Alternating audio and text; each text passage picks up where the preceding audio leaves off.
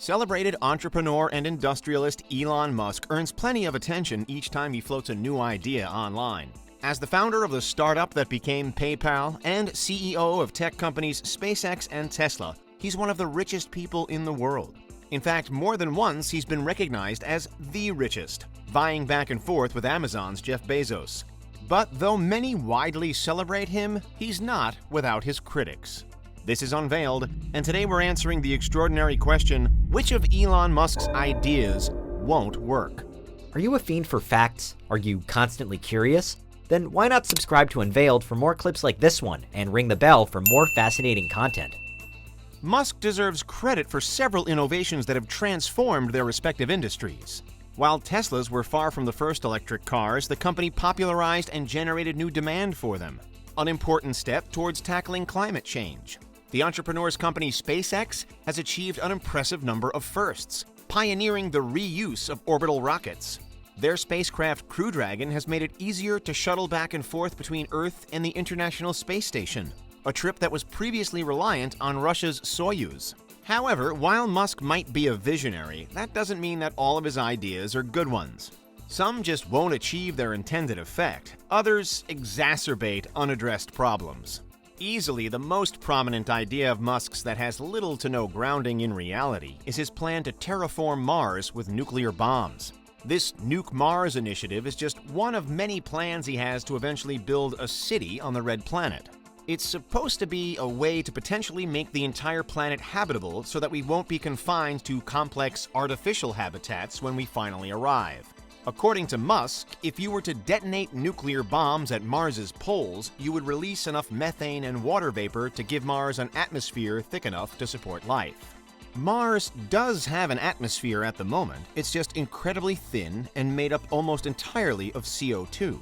Nuking Mars would, in Musk's theory, create a greenhouse effect like the one we're currently experiencing on Earth.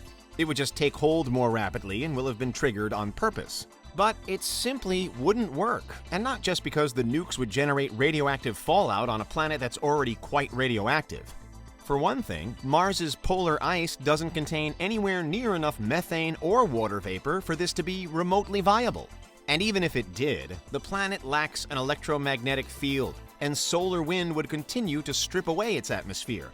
Any water vapor would be blown off into space. This would ultimately leave Mars in a worse position than if we didn't do anything to it. There are also issues of legality. It's against the law for countries to place nuclear weapons in space or on any celestial body, according to the 1967 Outer Space Treaty. And though Musk wouldn't be nuking a country or any people, it's difficult to imagine his plan being accepted by the global community. If we do decide to terraform Mars one day, nuking the polar ice caps is certainly not how we'd go about it. Another idea that Musk, among other inventors, has floated is a mode of transportation known as a Hyperloop. The incredibly ambitious proposal aims to replace both trains and airplanes someday. It's a pressurized tube through which compressed air will propel a capsule, potentially reaching speeds of hundreds of miles an hour, which is just as fast or even faster than most commercial airplanes.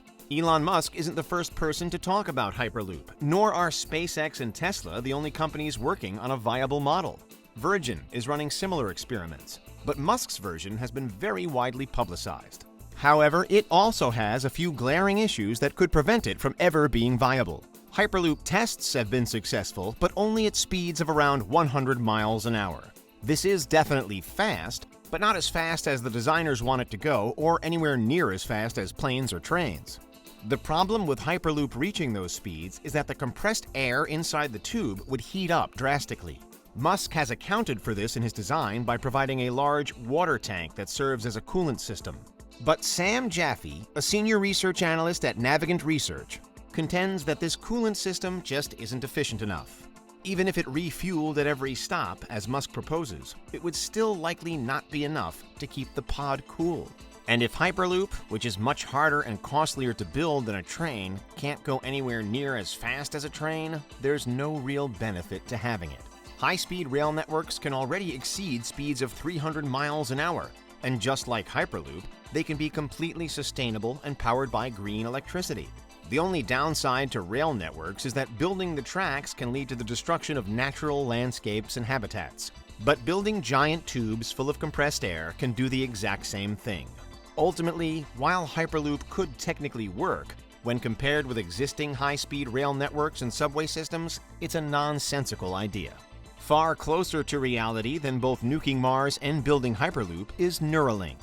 The idea is to implant electronics inside the brain to create a brain-machine interface, enabling completely wireless communication between both computers and other people who have a Neuralink implant installed. There have been many experiments into the viability of a brain-machine interface, generally to try and help locked-in coma patients communicate using only their minds. One doctor even paid to have implants installed in his own head.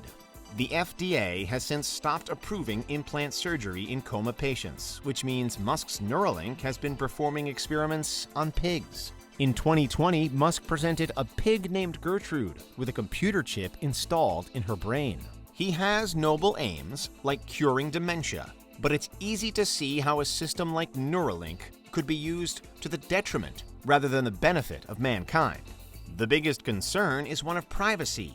If your very thoughts are being digitized and processed by machines, do they become valuable data that corporations will pay handsomely to get their hands on? Would the contents of your brain be owned not by you, but Elon Musk? And that's not taking into consideration the risk hackers might post to these smart humans if they could break into your head and do all kinds of damage. There's also the threat of a rogue AI using these systems for evil if we ever develop one and it gets out of control. It's highly unlikely that Neuralink would ever be completely safe. Plus, it would still be an elective surgery that would probably cost a significant amount of money, which could exacerbate divisions between the haves and the have-nots, effectively creating two tiers of humans. Imagine trying to compete for a job against someone with the brain capacity of a supercomputer when you can't afford the same tech. Along with his dreams to colonize Mars, Musk's other biggest venture is Tesla, a global leader in the production of electric vehicles. Electric vehicles were once seen as a joke by many. They were expensive, needed to be recharged constantly, and the infrastructure to keep them supplied wasn't yet available. But all electric vehicles require one thing: a powerful battery. The Chinese company that makes batteries for Tesla is on the precipice of releasing a so-called million-mile battery that will be a game-changer, supposedly making EVs as affordable as gas-powered cars. The big problem isn't that batteries won't become more and more efficient. They have been and will continue to do so. The issue with modern battery production is that the minerals required to build them, like lithium, cobalt, and coltan, are unethically produced. Lithium mining has destroyed areas of Tibet, while child labor is used in the Democratic Republic of Congo to dig for cobalt. Many major tech companies that rely on batteries, including Tesla, are part of this problem, exploiting both the environment and workers for the sake of building bigger and better batteries. It's a completely unsustainable model, though it is possible to change it.